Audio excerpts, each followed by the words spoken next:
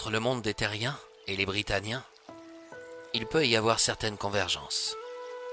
À une certaine époque, là-bas, il était aussi difficile de nourrir ses enfants.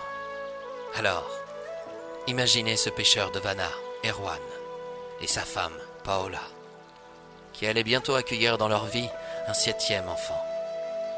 Un petit bébé amène toujours un peu de joie dans les chaumières de Vanna, mais quand même.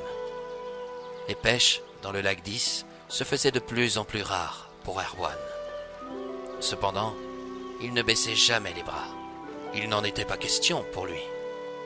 Il possédait une volonté de faire et il n'était pas le moment de la perdre pour son 7e fils. Il se rendit 2 fois plus souvent sur le lac, qui ressemblait plus à un océan, car à l'horizon, on ne distinguait que de l'eau. Parfois, il passait des nuits entières à pêcher, avec des efforts qui n'étaient jamais récompensés. Jusqu'à ce soir-là. Erwan pêchait depuis plus de 7 heures. Il n'avait toujours rien obtenu. Mais sur les coups de minuit, un sourire revint sur son visage. Il eut beaucoup de mal à hisser son filet dans sa barque. « Par tous les Britanors, nous allons avoir de quoi manger pour des mois, cette fois !» Le pauvre pêcheur s'était illusionné bien rapidement.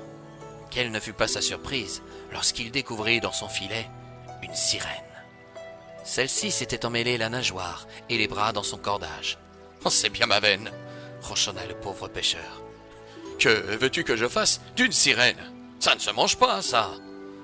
La créature s'était tellement débattue qu'elle s'était évanouie. Une fois dans la barque, elle reprit connaissance. Ses yeux océans fixèrent Erwan. On disait que les sirènes étaient désirables. Il en avait la preuve à cet instant. En se redressant, d'une voix douce, la femme poisson acclama.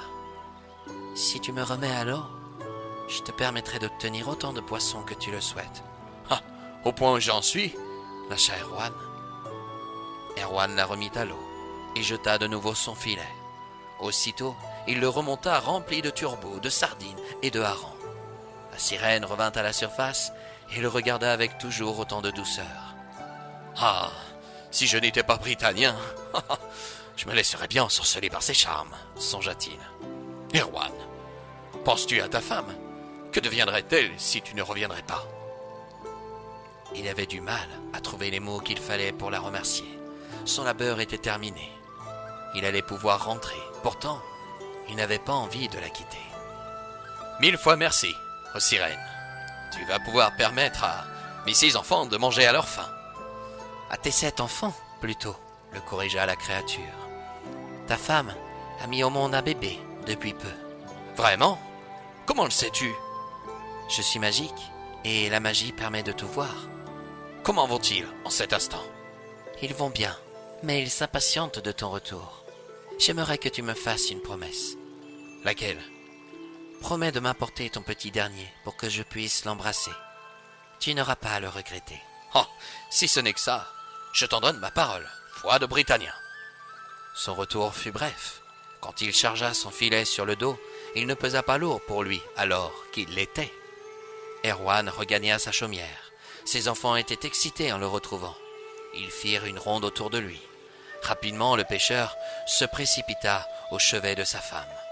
Le petit dernier dormait comme un ange dans ses bras. « Il est né sous une bonne étoile. Tu reviens avec une pêche synonyme d'un miracle. »« Ah, c'est grâce à la sirène, » sourit-il.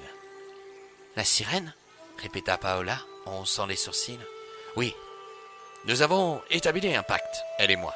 Désormais, elle m'aidera à pêcher, mais elle m'a promis encore plus si je lui apporte notre fils pour qu'elle puisse l'embrasser. Tu n'y penses pas? Sois sans crainte. Elle veut juste l'embrasser, et puis nous pouvons bien lui permettre ça, après la pêche qu'elle nous a permis d'avoir. » Peut-être, mais nous devons d'abord donner un prénom à ce petit. Que penses-tu de Yaël? Va pour Yaël, admit le pêcheur. Le lendemain matin, Erwan prit son dernier dans les bras et fila sur les bords du lac 10. Il appela la sirène qui arriva aussitôt. Il rentra dans l'eau jusqu'à mi-cuisse et lui présenta son nourrisson. « Comme il est beau !» objecta la créature. Elle embrassa son petit sur le front et donna à Erwan une pièce d'or. « Place celle-ci sur la pierre du foyer.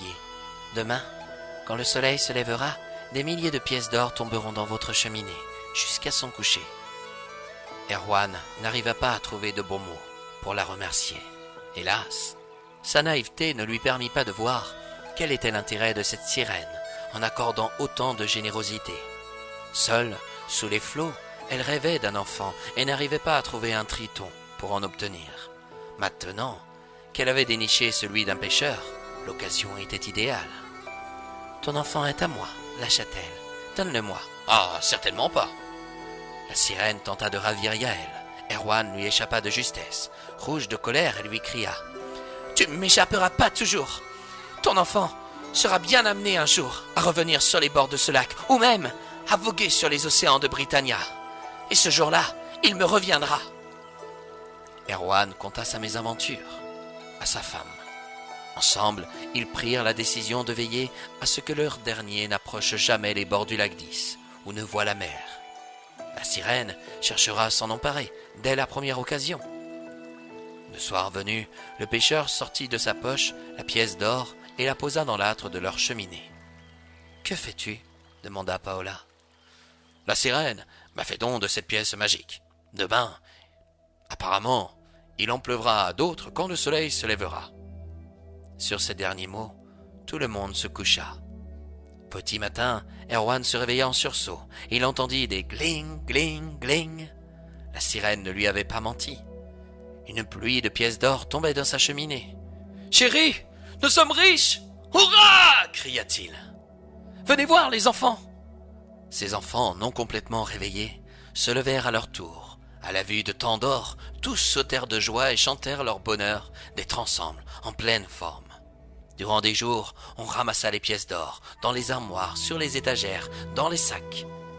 Et c'est ainsi, mes amis, qu'une nouvelle vie commençait pour cette famille nombreuse.